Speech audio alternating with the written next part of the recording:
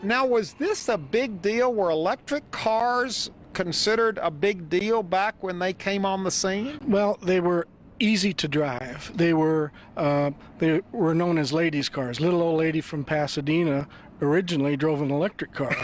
She didn't drive a GTO. So it was marketed to women. Yes, exactly. And when you see the interior of this car, you'll understand that. How many electric car models do you know off the top of your head? Probably 3 or 4. If you're really into it, maybe 10. Though I'm not even sure there are 10 contemporary electric car models out there. Well, in the beginning of the 20th century, there were hundreds of different models. A few of these models you can observe in the attachments representing just one 1907 catalog. In reality, there were many more. I mean, like, way more. Appears 100 years ago, electric cars were a pretty common sight on the streets. I have heard that there were electric cars back then, but not to this degree. Many of those cars have a range comparable to today's counterparts. 1908 Fritsch Model A Victoria had the exact same range as a 2010 Nissan Leaf. Then in 1909, the Fritsch Electric Coupe toured 2,140 miles from Lincoln, Nebraska to Washington, D.C. through 10 states. This electric automobile averaged 90 miles per day of travel. Advertising claims 100 miles per charge. In 1916, Fritsch announced a gasoline-electric automobile with a 4-cylinder air-cooled engine. They sold very few, and the following year abandoned all production. Don't really know what to think about the below route of the 1,244-mile tour through Illinois on one battery in a $1,600 Babcock Runabout. The original is being kept at the New York Public Library. I will base my opinion on more comprehensible distances. The very first electric car, supposedly, was presented by Siemens and Halske in 1882. And those early electric cars looked neat, but very primitive. It also appears that most body styles were derived from those available in horse-drawn carriages. And with all this visual simplicity, these vehicles had ranges we were only able to mass-produce in the 21st century.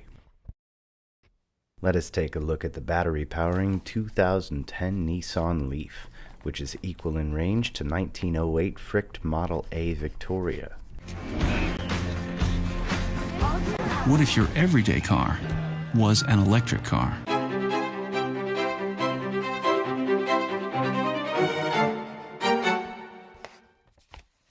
Number of battery modules in a Nissan Leaf, 48. Number of cells per module, 4. Weight of pack, 300 kilograms, 660 pounds. Amount of lithium in the pack, 4 grams. 192 laminated prismatic cells, 360 V nominal voltage. 1908 Fritsch Model A Victoria had a 28-cell lead-acid battery weighing 400 to 600 pounds. I wasn't able to find a picture of the Fritsch battery, but apparently it was powerful enough to tow an Oldsmobile. And the below letter of appreciation from a grateful customer speaks volumes.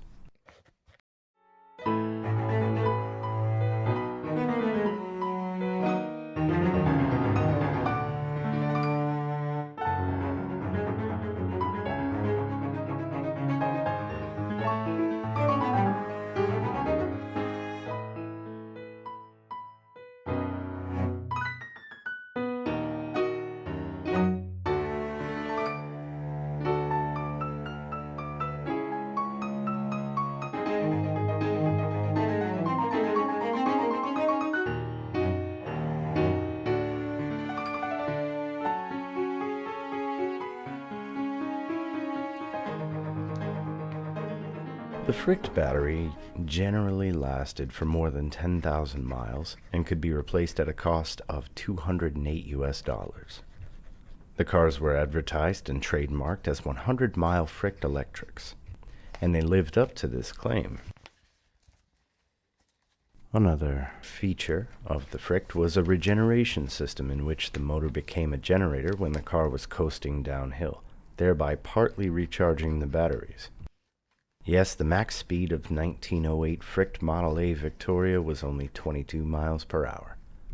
Nissan Leaf is also heavier, 3,300 pounds versus 2,100 pounds for the 1908 Model A Victoria.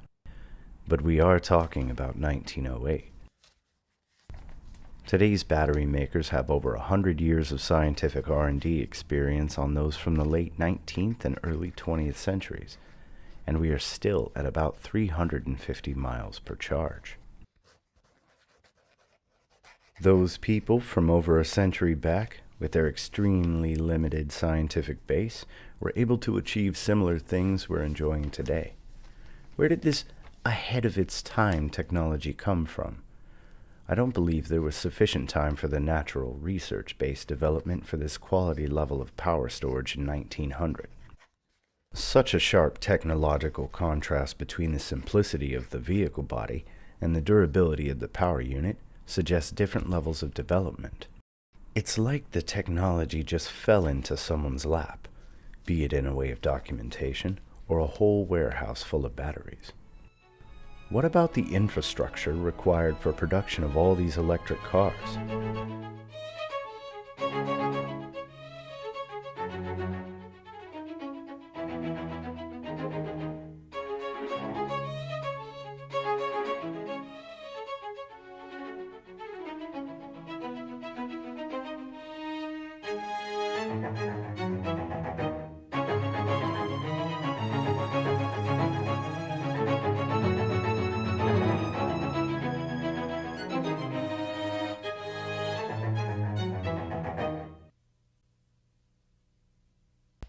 The catalog above probably contains 5% of all the electric cars produced at the time.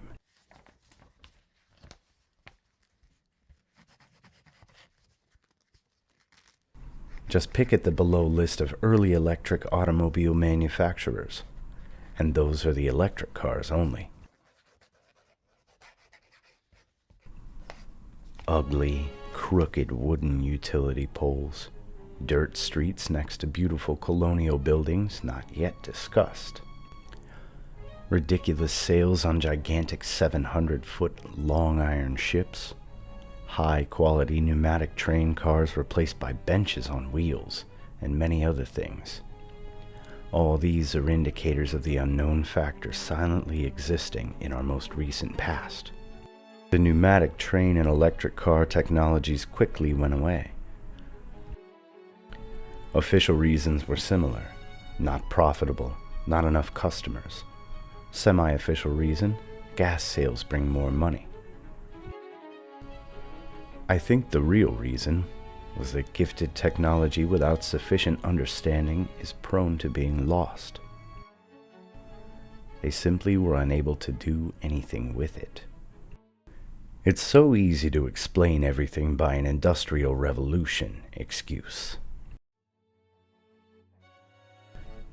We were dumb and stupid for centuries, and all of a sudden everyone got smart at the same time.